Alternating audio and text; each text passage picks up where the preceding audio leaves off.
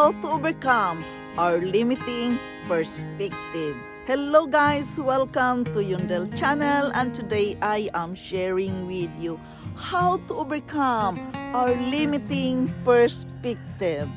Guys, this is quite difficult. I am trying my best to share it with you the way I understand it. Guys, limiting perspective is like limiting beliefs.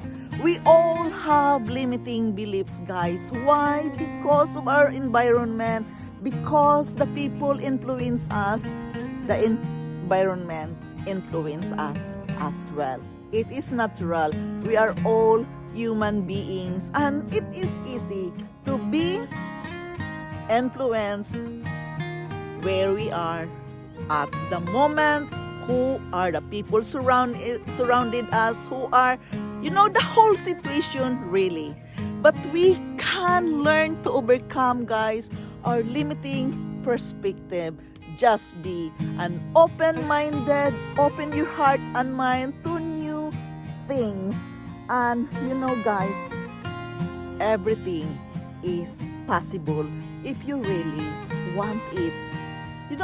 The change of your life. Guys, the belief that limits us,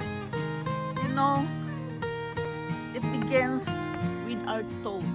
Because we're afraid of something, there is fear goes with it.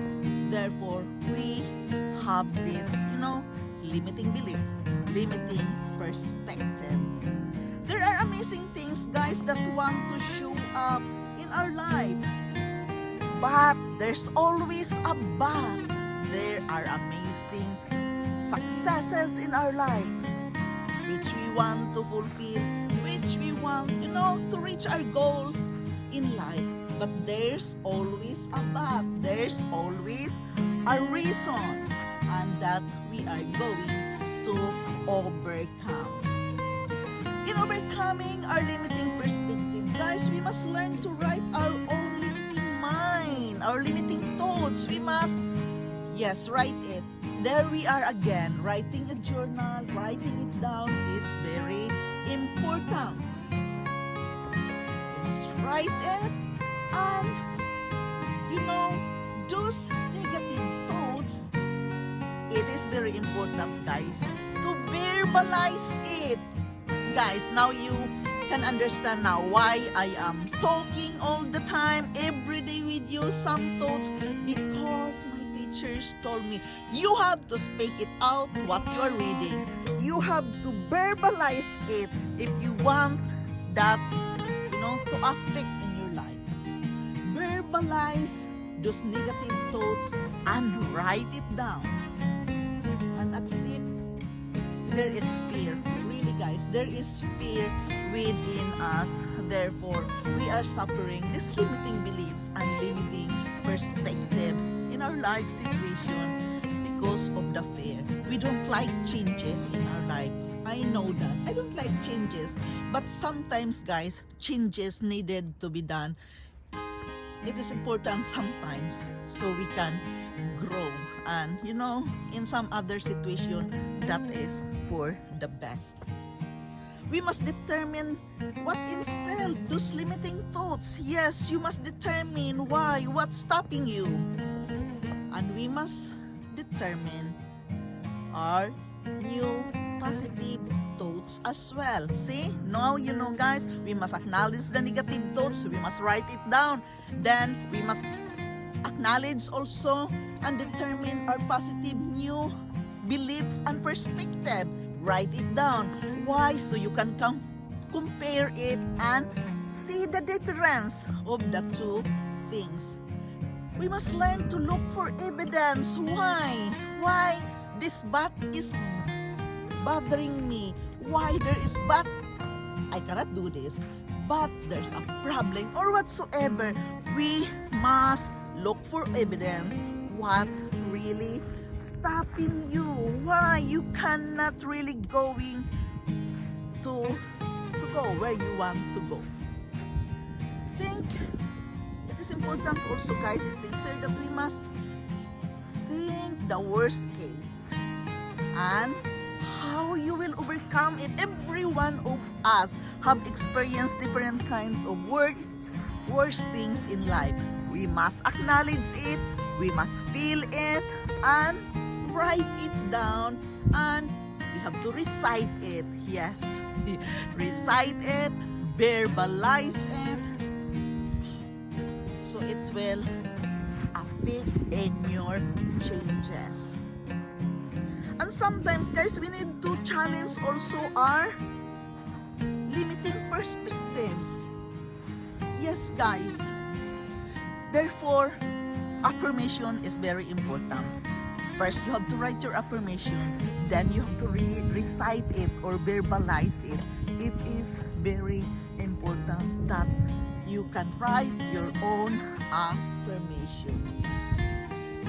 And after that, guys, we must, challenge ourselves. Challenging ourselves is very important, guys, because we can see the difference and we can see ourselves that we are showing our fullest potential. We must learn to question our own limiting perspective. There you are again, guys. Questioning really is very powerful. Questioning is very important. Questioning ourselves. I know many of us is not doing it, but if you have been to the psychologist, I've been there you are. You have to write it down so you know what is bothering you. We must learn to consider that the consequences happen sometimes without our control. The consequences of our limiting beliefs, we must acknowledge it. We must choose a new empowering beliefs or perspective to adopt, a new lifestyle. Yes, guys. Overcoming our limiting perspective, it is a work and effort, really, guys. We must acknowledge it every day. And then we must learn to strengthen our empowering perspective. Make it strong. Your feelings, you must have feelings in it. Make it strong. Strengthen it. It is very important. We must learn to work with ourselves. This question, guys, it is very important to do it in order to overcome our limiting perspective. There you are, guys. It's all about working with ourselves, really. Acknowledging what is going on in our life. And again, it is very important, the journaling, the writing, both the negative thoughts and the positive thoughts, to acknowledge, the difference with these two things. And of course, guys, it's all also about respecting ourselves. Again, there we are. We must respect ourselves. This is what I feel. I have my questions. I answer my questions. But at the same time, you have to accept it yourself. What is going on in your life, what is really going on with your surroundings, and the whole situation, really, guys. We are talking about our life. We are talking about changing our life to the fullest, changing it to the best one, and everything must be acknowledged. Everything must, we all must work for it. It's not really easy. Overcoming our limiting self-perspectives, guys, it is a mind work. We must work with our thoughts, and everything will be easier if we acknowledge it through writing. Therefore, guys, it's all taking notes, taking journal. I have my notebook or my journal wherever I am. Write it down. When the thoughts comes in your mind, it's very important to write it down, really, right away. acknowledge it, and at the same time with your feelings. Put your words into your feelings. You know, your feelings sometimes, guys, it's very difficult to identify it. It's very difficult why I am. It's really, you know, there's again the why I am feeling like this at the moment. Why this is so difficult. Find your why, write it down, and then from that you can work your own limiting perspective, because you acknowledge it. You have to know it. You have to solve your problem. You have, you know, this is about, you know, solving your feelings or the whole thing about yourself. It is really a work and effort. All these things, plus you have to recite it, you have to verbalize it, you have to express feelings with it, and of course, you must choose your own desire. What you desire really at this moment. Choosing our own desire to work out with our limiting perspective. Yes, it's also the same to work out with our, you know, purpose. What is your purpose? It is the same, goes together with it, guys. And we must learn to challenge ourselves. This is also very important. And I don't like to challenge myself because I am comfortable where I am, and I don't like to challenge anything. But the book says it is very important that we must learn to challenge ourselves in different kinds of things. Guys, it's not really an easy share, but I'm trying my best to, you know, to share it to you the best way I can. Because sometimes, guys, we don't know that we are the one who are making our own problem. We are creating our own problem. We are creating our own situation. Why you are in that situation at this moment? Because of your limiting beliefs. You don't believe in yourself. Believing in ourselves, guys, is very important.